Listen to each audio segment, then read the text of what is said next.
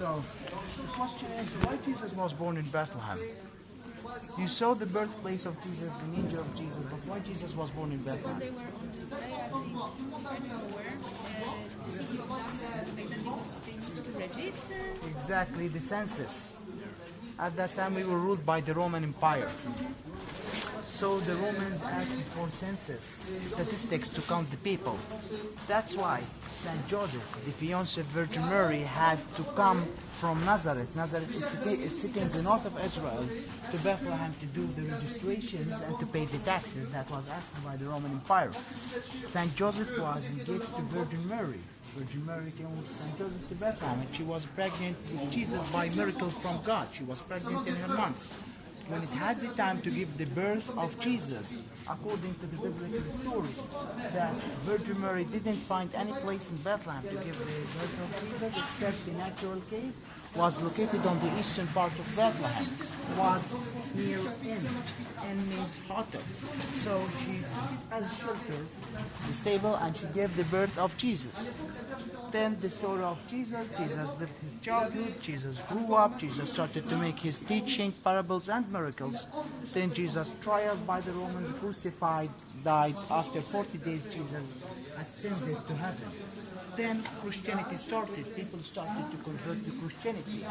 For the first 300 years from the Christianity, the Christians were persecuted by the Romans because the Roman Empire was a pagan empire and they didn't want any people to go out of their beliefs.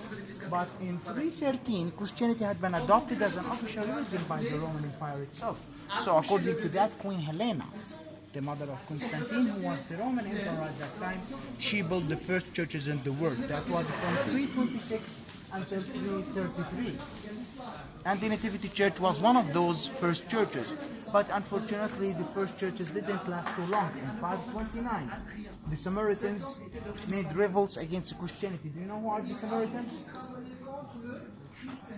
Samaritans, they are still exist until now, the smallest sect in the world, only 700 people. They consider themselves that they are part of Jewish, the original of Judaism. I must stop you here because you're saying it every time. There's no connection between Samaritans and Jews. It's like the same as Christians and Jews. There is no connection. It's like a different religion. Yeah, different. They see them. They wanted to be part of the Jews. The Jews didn't accept them. But there's no connection. Please don't mention it again. Yeah. It's like a different religion, and they have a different temple. Yeah, but I know at Jerusalem. True. But they consider themselves that they are They Jewish. might consider, but they are not. So many Christians believe that they are Jews as well, but they are not. Yeah, I know this, but this is what they then consider themselves. They say they consider themselves, not the Jews. So, they made revolts against the Christianity, the Samaritans, and they destroyed all of the churches in the Holy Land, including the Nativity Church. After the Samaritan revolt by 1 year, in 530, the Byzantine Emperor Justinian built the second church again, from 530 until 538. The difference between the two big empires, the Roman Empire and the Byzantine Empire. The Roman Empire was represented by Italy, called the Western Empire, that brought the Catholic Church, and the Byzantine Empire was represented by Greece, Cappadocia, and Asia Minor. Cappadocia and Asia Minor is Turkey today, was called the Eastern Empire that brought the Greek Orthodox Church. Both of them were two big united empires, but at the end of the 4th century, the Roman Empire split from the Byzantine Empire. That caused the Western and the Eastern Christians. That caused the Great Schism, the big separation in 1054 between the two churches. Come with me. I would like to show you the mosaic of the first church.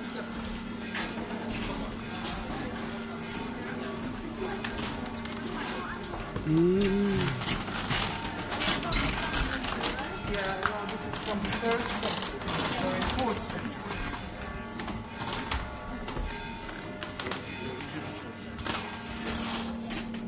This is the mosaic of the first church, the one that was destroyed by the Samaritans.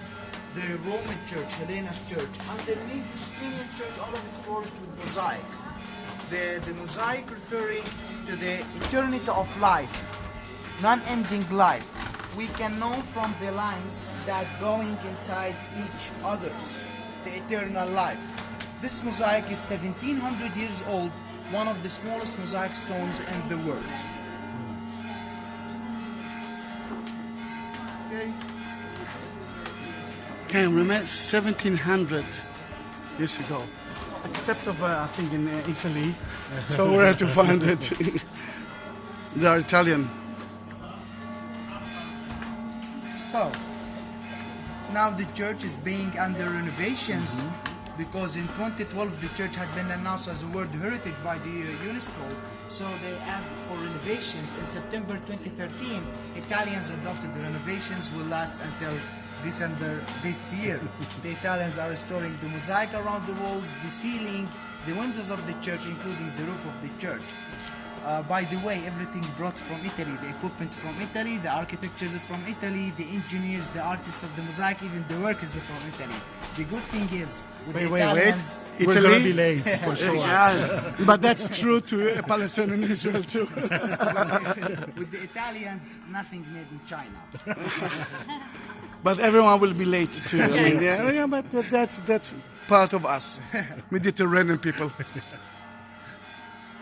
So, before we continue our tour, this is very important about Bethlehem, the city of Bethlehem. What does it mean? What does it mean, Bethlehem? The etymology, the name Bethlehem. Do you know what does it mean? Bethlehem came from Old Hebrew language, Beit Lachem. Beit means house, Lachem bread.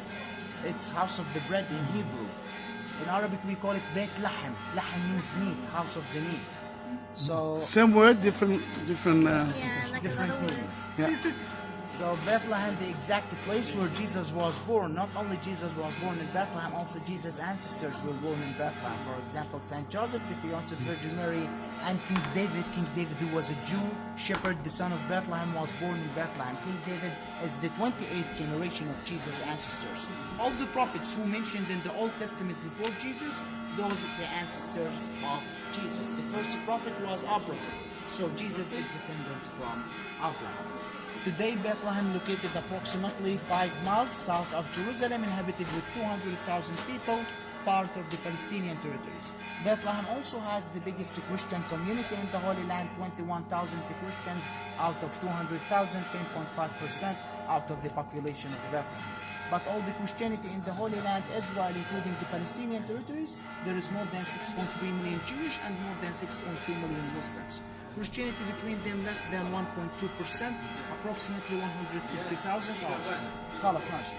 approximately 150,000 out of 12.5 million plus.